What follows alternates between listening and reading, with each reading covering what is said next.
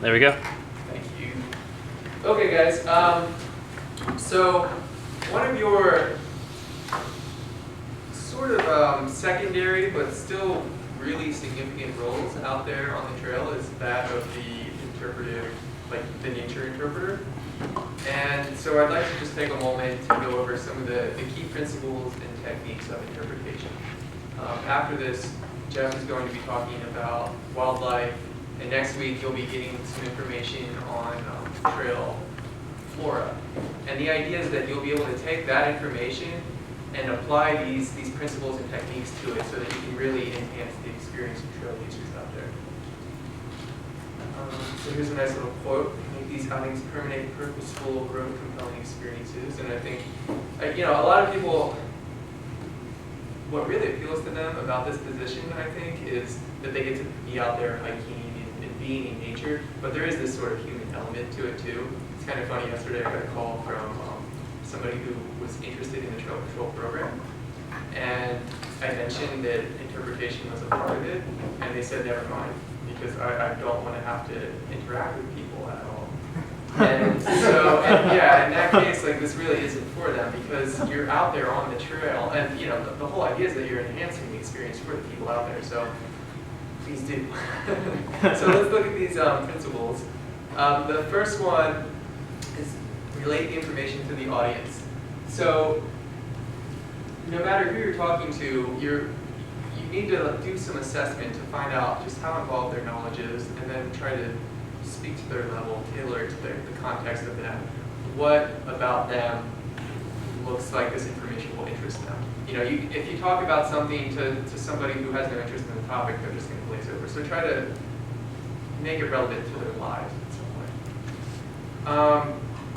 So information alone is not interpretation. Make it inspirational and challenge your listeners to learn more independently. That's really key. That's with any education, not just interpretation. But if you just give information, that's good, but you really want them to be inspired by what you're saying. And sort of tying in with that, interpretation should encourage conservation. If you do a really good job of explaining why nature is so incredible, then they might be sort of galvanized to go out and do conservation on their own. Interpretation should be linked back to the complete picture. So, each little constituent part is part of a greater system, right? And everything's working really elegant, in tandem with one another, really elegantly. So, Jeff the other day, he found that what was it called, the gall nest? Yes.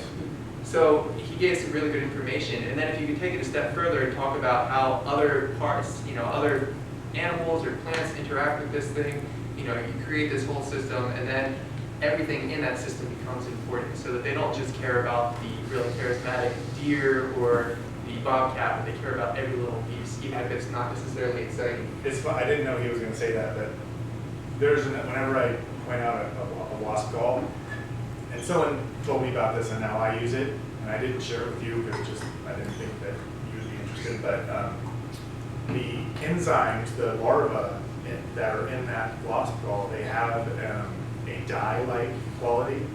So hundreds of years ago, they'd take those galls, mash it up, and add iron, and they would make an ink out of it. And the Declaration of Independence was written with wasp gall ink. Really? Wow. I think inspiration. So really, everything really is awesome. And I don't just mean that teenager catchphrase or whatever. It really inspires all. And you will get these people who are, very narrow with what they like. Maybe they just like hiking, or maybe they just like deer or whatever. But if they like any part of that, then really they should have vested interest in protecting everything, no matter how mundane one of those things may seem. It's all part of a holistic system. So what else do we have? You can find something interesting to say about anything if you look hard enough. Part of interpretation is unlocking that interest about something to the public. So yeah, just take the time to, if you see something and you think, wow, I don't know what to say about this, then do a little digging on your own and see if you can come up with something. Because really, everything is interesting if you look hard enough. Different age groups will require different approaches. So if, let's say, every time you have an adult who's interested in sycamore trees, you have this spiel that you sort of go through. That probably won't work for a 5-year-old. You know, they're a completely different age group. What appeals to them is going to be completely different than what appeals to the adult. So try to have, you know, a few different approaches to your interpretation based on the age group that you're dealing with. Try to keep the quality of the interpretation high and the quantity low. Focused, well-researched interpretation will be more powerful than longer discourse. So basically, keep it short and sweet.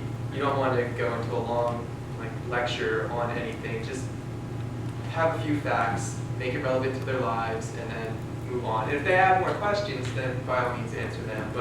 But don't just talk their ear off. A lot of these people are just like here to like get through on. Okay, be familiar with basic communication techniques, and I'll cover some of those in just a moment. Those just popped up out of sequence. Don't be afraid to incorporate technology. You guys will have these really handy tablets, and there are tons of apps. You can get different bird songs on there. You can get all kinds of information about native plants and wildlife. So feel free to load up. Actually, we'll load up for you, but feel free to look up more apps that aren't on there, or any other piece of technology that you may have that you feel will help enhance your interpretation out there. Interpreters can promote optimal experiences through intentional and thoughtful program design. So you will have this sort of just, I don't know if you call them serendipitous moments like we had out there with Sean and Jeff with the big wasp gall. So that was just completely like impromptu, and that's good. But it's also helpful to take the time and sort of really beef up your repertoire of knowledge based on different wildlife and plants out there. And the last thing is passion is key. I mean, you're doing this in a volunteer capacity, so clearly you're all passionate about this. So the challenge is to really convey that passion and channel it to visitors out there so that you do enhance their experience. And then just some quick techniques that you can put on the trail out there. If you have props, by all means use it. Don't grab, poison ivy leaves or anything like that. That'd be a bad idea. But if there's something like the sycamore leaf, you can really show them how it's waxy and talk about how that's an adaptation for drought and all that. Has anyone gone on Donna's walk with her? I would encourage you to do that at some point. She's the master of props. She has in her vest 20 pockets full of different things that she can pull out and show people and use as a prop. I actually encourage all of you at some point. She does it 3 times a month.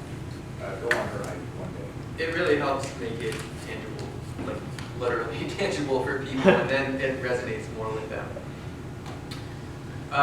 Okay, so when you're speaking, make sure that you're always facing the sun so that your audience doesn't have to be blinded, and try to blind them with what you're saying.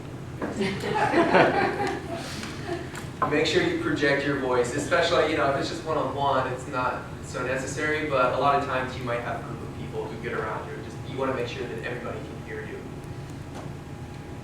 And some people might have this tendency to, rather than look at the people who you're speaking to, sort of turn your back to them. And if you're talking about the plant, you might be actually looking at the plant like this, and you shouldn't do that. You pull the plant to you if you can without damaging it, and make sure you maintain eye contact with people so that they can hear what you're saying.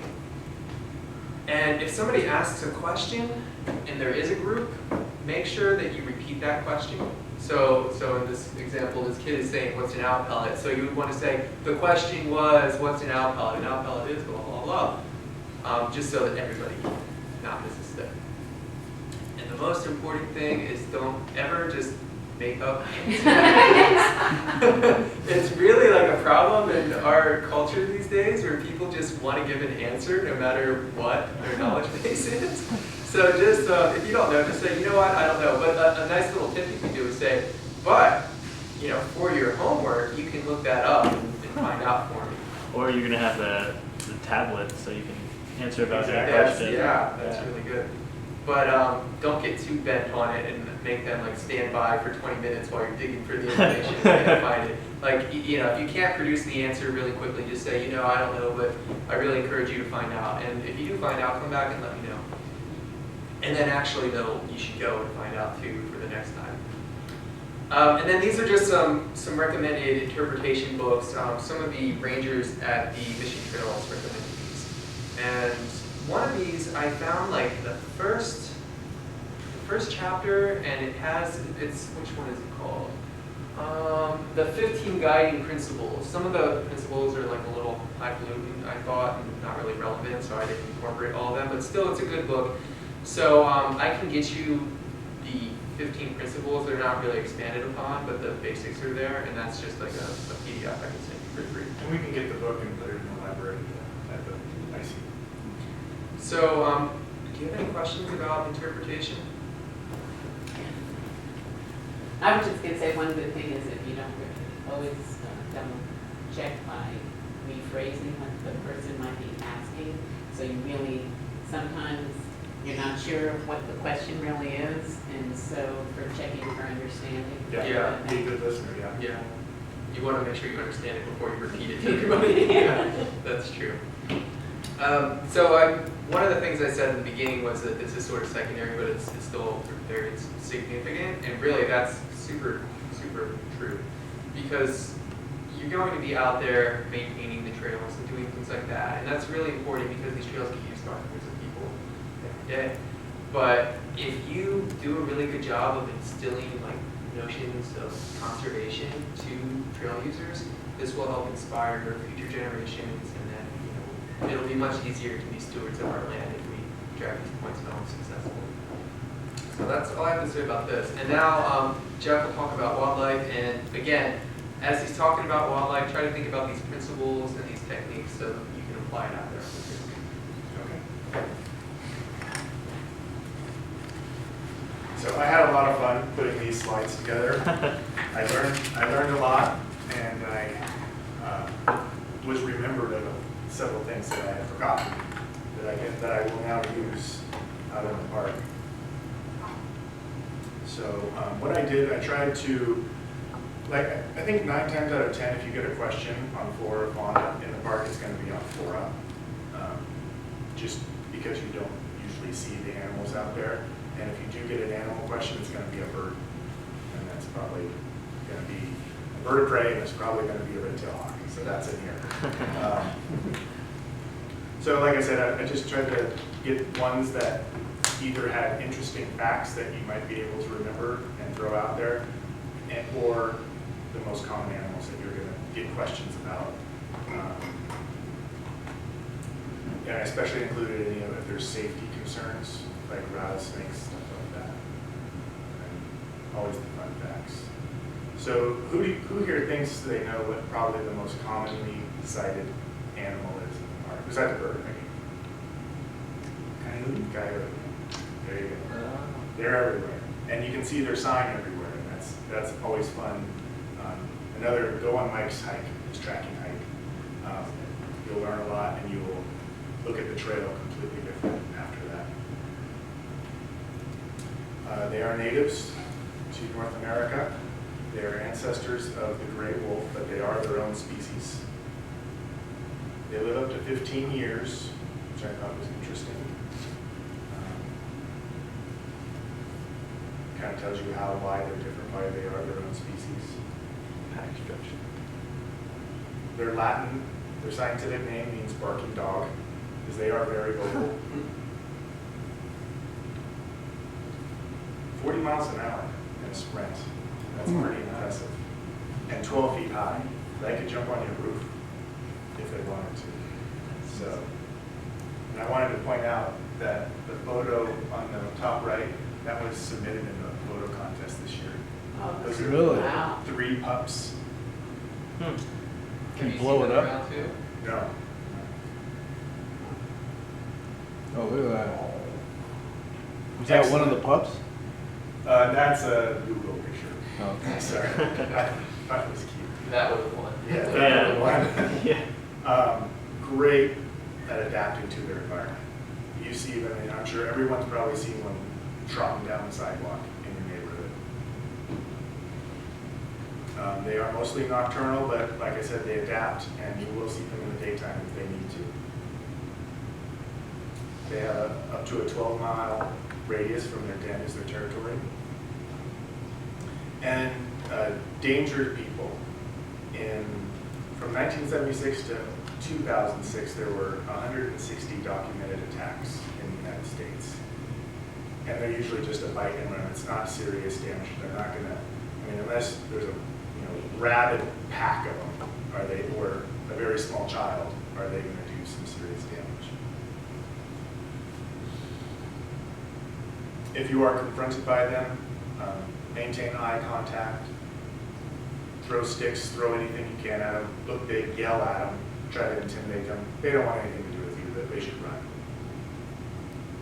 If you're confronted by a pack of them, do everything the same, except don't throw sticks and stones at them. Don't aggravate them because they're a pack. And they might be desperate, or you might have a small child. If you have a small child with you, put yourself between them and your child. Back away, and they don't want anything to do with you. Sign. This is the most common question you're going to get. I saw a bobcat track. I saw a mountain lion track. And it's very easy to distinguish them. A lot of people revert to the claw marks between a cat and a dog. Cats will never, it's very rare, it'd have to be them digging into a slope and engaging their claws for them to show. So if there's no claw marks, that's the first sign that it could be a cat. But if you look closely, here's a cat, here's a cat. They have a double hump on the top of their main pad. And that is the just dead giveaway every time. If you have a good print, dogs, it's very obvious that it's just a single hump in the middle. And we've had people cast prints in the park or around the park and bring it in, and they've labeled it mountain lion. And I look at it, and it's just a big fat dog. Yeah. So now the difference between, any questions on between cat and dog? Now the difference between a coyote and a dog, you can usually tell the difference if you look close enough. Coyotes, they're fit, they're lean, they're in shape, they have a much tighter print. Our dogs are fat and happy, and their toes go farther apart. They're just not as fit. So it's a bigger print, it's more shaped this way. Coyotes are tight like this. And our dogs, we need to trim our dogs' nails because they're not running through the brush and the trails. Coyotes, they wear their nails down. So you might only see two on the top for a coyote. And then the last check for a coyote, if you can draw an X between the pads and between all the pads and never touch a pad, a straight X, that's a good sign that it is a coyote. That's also a test between a cat and a dog. There's no way you can get an X through here without touching a pad. But because coyotes are much fitter and their pads are smaller, you can usually get a clean X. So, any questions on that? Scat, I'm sure you've all seen this. If the scat's in the middle of the trail, coyote, they're marking it. Domesticated dogs, they kind of go off to the side, typically, to do their business. On top of a rock, that's a really dominant coyote. That's his rock. And you will see that from time to time. You're like, how did that get there? They're marking it. That's their rock. They smell somebody else was on that rock, and they're telling them that's fine. Really? They take like Oh, territory absolutely. over a rock. Absolutely. I thought foxes did that. Foxes do too. They're territorial, yes. And coyote tracks, they're very efficient. They're going to go in a straight line. If they're just going to go from A to B, they don't want to waste any energy. The dog, domesticated dog, he's going, oh, what's that? So if you see a long stretch of tracks and it's nice and straight and it looks like this kind of a print, you're like, it's probably a coyote. So. Mule deer, see them all the time if you are hiking early in the day or at dusk. They get their name from their ears. They look like mule ears. Their tail, white tail with a black tip. Very common in the western United States. Live up to 11 years. Who have done our education programs here? Maybe just Tanya. Eyes on the side. Ready to hide. They can see 310 degrees around them. Up to 280 pounds. I don't know if we get that around here, but I've seen some pretty big bucks. Antlers grow during the summer and fall, and they shed them in the spring. All the antlers in the interpreters there, by the way, we found in the park. And the growth of those antlers are triggered by daylight. They usually give birth to 2 fawns, although this is the first time around, just 1. They have no upper teeth. That's an interesting fact. Really? And we actually have is it a deer or is it a cow? Deer. Our skull. Deer skull. I thought it was a deer skull. We do have a deer skull, so we Yeah. actually have one of those. We can bring it out and look at that. But I thought They there don't was- even have the molar. No, it's just a hard palate. And they have a great sense of smell, 1,000 times stronger than ours, which I thought was interesting. How's that compared to the dog? I think the dogs are in the millions, tough times better. It's just phenomenally larger. Sign, I think everybody's pretty familiar with what a deer track looks like. If you take Mike's tracking hike, he can tell you the difference between a male and a female deer. Any guesses to how you would tell the difference? From the track. Yes. All right, so the male is closer together, the pad, the print. Oh, one's front, one's back. Yeah, on this is side. the fronts are larger. Why is that? More weight on They're it. on all their weight. They have their chest and their neck and their head all here. So their front, you find 4-legged animals, you typically find the front paws are bigger. But the hint between the male and the female is the difference between the front and the back. If you see a set of tracks and the rear legs are set farther apart, those are female. The hips for birth, giving birth. Male hips are narrower, so you'll see the rear feet tracks are closer together.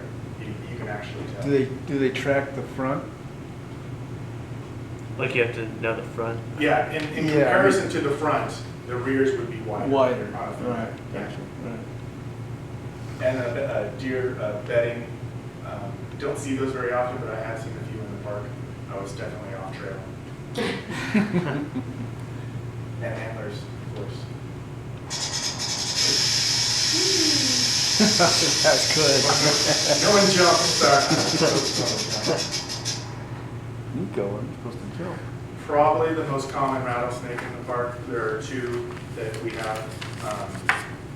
This guy, if you're going to run into either of them, this is the one you want to run into. They're the larger of the 2, but they're more docile. Long fangs, 1/2 inch long. So the way that the use of their tongue is, they're actually gathering scent particles out of the air and bringing it into their mouth to this Jacobson's organ that's located in their mouth, and that is what the process is, what it's smelling out there. So it's smelling, but it's a different kind of smelling. And they have l'Oreal pits in their head, and that's how they look for warm bodies. That's what they use to see, so they can actually hunt in the dark and pick in pure darkness. They're just looking at heat signatures. What's it called? For the heat, Yeah. it's this. They're called l'Oreal pits. L'Oreal. Yes. It looks like, I think it's what looks like their nostrils. 16 years. I thought that was impressive.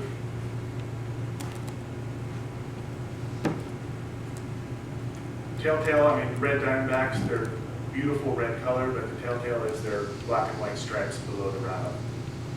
Very evident. their venom becomes more toxic as they get older. So that's a misconception. People think that the juveniles have. Well, it's two different things are going on there. The juveniles don't know how to control their venom, so they may deliver more than they need. But the older it gets, the more potent it gets. Up to 20 in a litter. And like I said, these are the more docile of the rattlesnakes. You could walk by these and they might not even rattle. They're very mellow. It is a species of concern, so it's not protected per se, but it's on the list for awareness. Lethal dose of venom is about 100 milligrams, and they can deliver up to 3 times that in a bite. So you don't want to mess around with any of them. You know, they might be docile, they might not rattle right at you, but any rattlesnake you want to give a lot of respect. And the venom, it doesn't lose its potency. I've heard a story where a guy had a cowboy hat that had a snake skin around it with the head intact. And years after this hat was made, he scratched his finger on one of the fangs and he was envenomated. I don't know if that's a true story, but according to the properties of the venom, it could happen. Jeff, do you know what the striking distances for these snakes? I think they say up to half to a third of the body length. They can only go, you're not gonna double their body length, but as a rule of thumb, I wouldn't get any, estimate their body length and double it. Double it, yeah, you can all spacing. And they jump sometimes. Well, when they strike, yeah, they can really go out there. And what I recommend to people is, say it's just sunbathing across the trail, they feel all those vibrations in the ground. If you start rubbing your feet, pounding your feet, they'll feel you. Hopefully. If it's cold, they might not because they're just trying to get their energy. But usually they will. Last resort, pick up some sand, throw it on. They'll get the idea. Any questions on the red? Southern Pacific. This is the, instead of being docile, he's actually known to be aggressive. He will, if you get anywhere near him, he will start rattling and it will scare the bejesus out of you. A little bit smaller, up to 3 feet.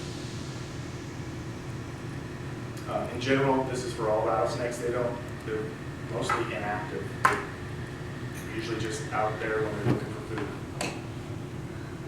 Up to 20 years for this guy, lifespan. Typically consumes prey equivalent to 40% of its body weight. I don't think I would move much either if I ate that much. And their rattles aren't actually rattles. It's not a hollow thing with a little rattle in there. It's actually a series of scales that are loose, so when they shake it, they rub against each other. So there's not actually a rattle in there. And they're saying there have been reports that for this type of snake, their venom is becoming more and more potent. And I think everybody's heard this, and I always took it off as a myth, but it's true. Those L'Oreal pits that we talked about, they're still working even after the head's severed, and it's just instinct, it's just a reaction. So if your hand went in front of it, it would actually, I think you can actually, if you Google this, you can YouTube it, you can see that happen. Here's our red-tailed hawk. Most common hawk in North America, and especially around here. Wingspan up to 52 inches. The females are larger and maybe up to 3 pounds. And what was the fact? A dog was the size of a female. Do you remember? I think it was for the size of the largest female. If you had a dog that size, it would weigh about 10 pounds, and the bird weighs 3. Yeah, just goes to show how light and efficient they are. They work as a pair when hunting. Teamwork. 28 years old. I'm sure this was in captivity, but that's impressive. clutch size is 1 to 5 eggs, and their nests are massive. They can be up to 6.5 feet high and 3 feet across. Take up to 7 days to build. So you definitely, when you see one of their nests, you definitely, it stands out. You'll probably never see one of these guys in the park, but you'll see their nests, and it's really fun to point these out to people and explain what they are. And their tracks, if you look really closely along the embankments along the trail, you'll see these tracks a lot. And they're always coming out at night, and they're big. You can see, I think, 16 inches long. They're big. Live less than 3 years. They are a favorite snack of a lot of guys in the park, so they don't actually get a chance to live too long. They're also, this is your typical pack rat, because they do collect things. They like to find little shiny things, and if you were to take one of these nests apart, you'd find a lot of human items. And this is something I learned. They're also called trade rats. They're known, if they have something and they pass by something else that looks better, they'll just immediately drop what they have and pick up the other things. So I thought that was pretty funny. Coast horn lizard. Has anyone seen a coast horn lizard in the park?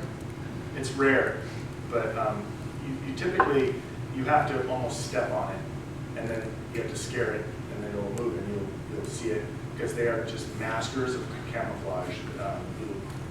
If they don't want you to see them, you won't. Up to 4 inches long. They're more and more rare around here.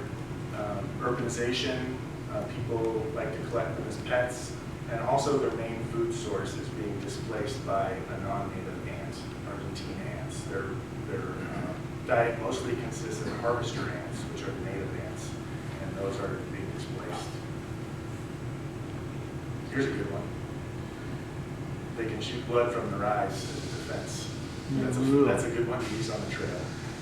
I've never seen this, and I've handled these several times, and they've never done that. So you might have to squeeze them or something where you feel threatened. And they're also called horny toads, just because they're fat, stature, squatty, and they are able to change their color to blend in with their surroundings. Alligator lizards. You might mistake one of these as a snake if you see it out of the corner of your eye. They're very big. They're almost a foot long. They're very aggressive. They live up to 15 years. I've tried to pick one of these up before, and I haven't got the defecation part, but I've definitely got the bite part, and they hiss. So don't try to handle these guys.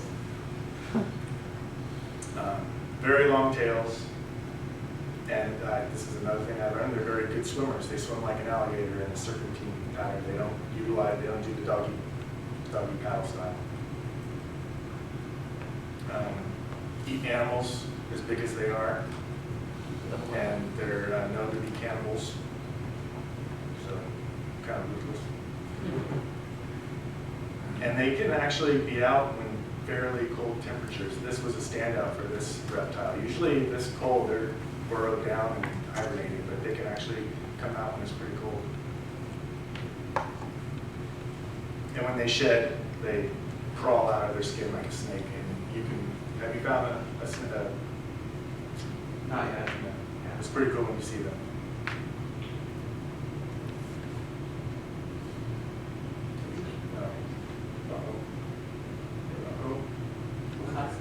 Which ones are you missing? Maybe that was it. Yeah, that was it. Aren't one of the lizards, they have if the ticks bite them, it deactivates the Lyme disease Yes, thing? that is the fence lizard, western fence lizard. And if they have an enzyme in their blood where if the tick has Lyme disease and the tick attaches to the lizard, the blood exchange there cures the tick of Lyme disease. They have, Really? That's really cool. yeah, that's a fun fact. So they're the smaller ones? They're the small ones. They have like a little bit of a blue throat. And Yes. you usually see them out there doing their little push-ups. Yeah. It's the lizard you usually like run around your house. Yeah, Jeff, will this be available on the tablets that we'll have? That would be very easy for me. Yeah, I could PDF these and put them on the tablets. That'd be great. Absolutely.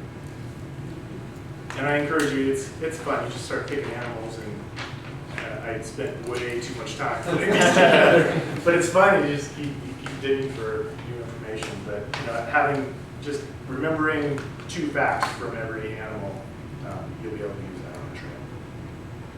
Are there many ticks? Yeah. Are there? Another good reason to tell people to stay on the trail. You have to be in that, when you start brushing up against the plants, the vegetation, they will jump onto you. You're not going to get a tick just hiking down the middle of the trail. How common is Lyme disease found in ticks? It's not very common in our area because we have those lizards. Oh, Those lizards are not on the East Coast, and Lyme disease is much more prevalent there. There are towns like in New York, like upstate New York, where 80% of the population has Lyme disease. It's really bad. The deer are all over the place, and yeah, we don't have those lizards, so we're a little bit lucky out here.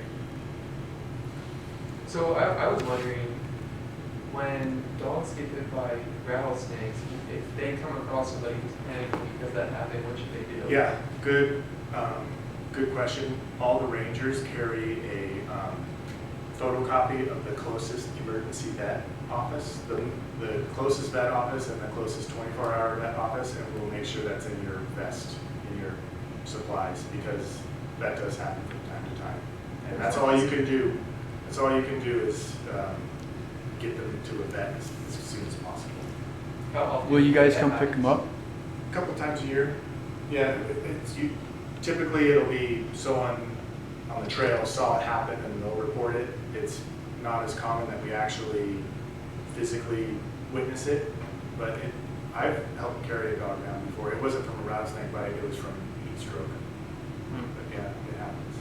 So if we called you, somebody would come up and get them and help them down the trail? Yeah, if they we're not supposed to do that.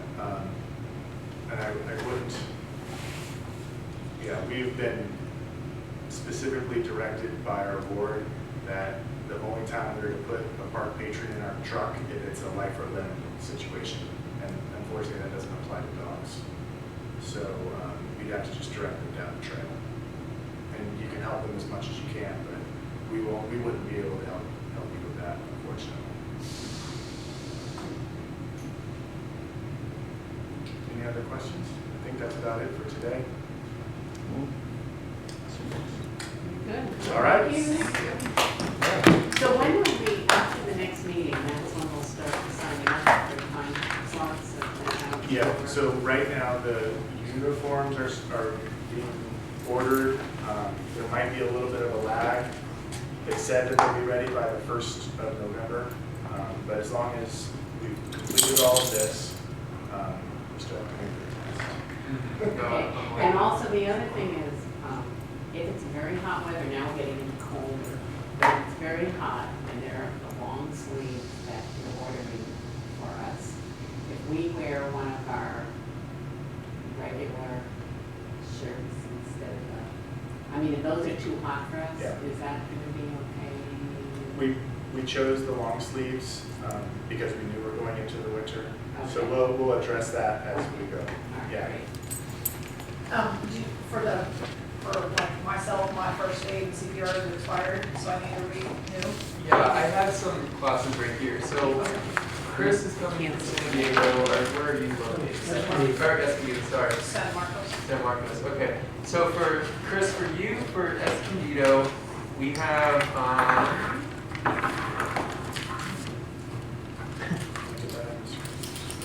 I can't figure out how to do that. But actually, I don't have Escondido on here. It looks like that one must have expired. I left it off. So I'll find the next one for Escondido. It looks like there's probably not any left in October. Well, it could be San Marcos. I'm not- Okay, so for San Marcos, we have one on the 23rd, that's a Thursday, from 9 a.m. to 3:30 p.m. And that course is for adult and pediatric first aid CPR, so that's $85. We don't require the child CPR, do we? No, but it's all packaged, usually packaged together. But if you ran into one that didn't have the child, they'd be okay. I'll send you an email with these two, but if you just want to jot it down for your own purpose right now. So there's that. There's another one in San Marcos on the 8th. So November 8th, that's a Saturday, 9 a.m. to 3:30 p.m. And I'll give you the address too. It's 3 Civic Center Drive, San Marcos. Oh, okay, it's by It's the community center. Where was that first one? The same place. Same. Oh, And then there's one in Encinitas, that's also on the 8th, same day, from 9 to 2:45. And that's only the adult package.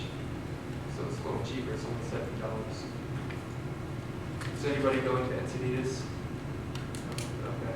So I'll look up some other dates too. Hopefully I can find one asking you to go, but I'll find more San Marcos dates too, just further on down the line if nobody can do it on these particular dates. Yeah, it's good. Any questions about that? About the first date?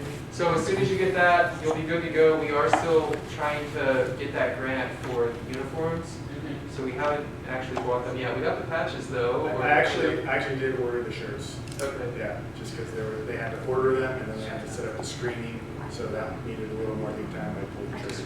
And we were gonna look into maybe just doing within our own group a refresher on the first day to do a little quick. After next week's meeting, if enough of you want to do that, we'll set something up. Okay. Yep. Please remind me. Okay. Cool. All right. Very cool. So yeah, see you guys next week. Thank you, everybody. Yeah. Thank you. You want me to cover this also? That's weird. Put it down again for the group.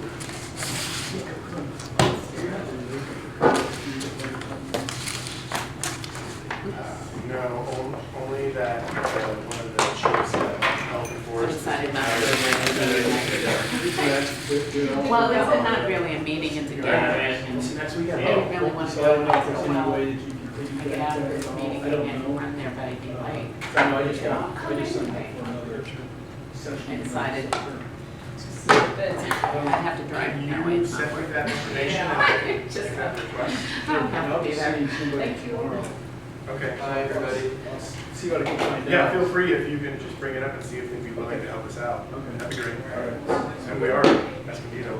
Right, basically, that's, yeah, but here's what's going on, is there any way? Okay, oh, that'd be great. Okay, Yeah, I'll find maybe out. cheap or free. Yeah. Will we schedule that? See next week. Yeah, we're talking about that. We might actually, this class, we might make those available to you from the get-go. Yeah. Your point is very valid. You don't want to share somebody else's sweaty vest. No. We don't want to do that to people. No. See next week. Yep, all right. So Rick is talking for an hour next week, but we still need to come up with role plays. Oh, right. Is that still going? Yeah. I just hit record again. I think.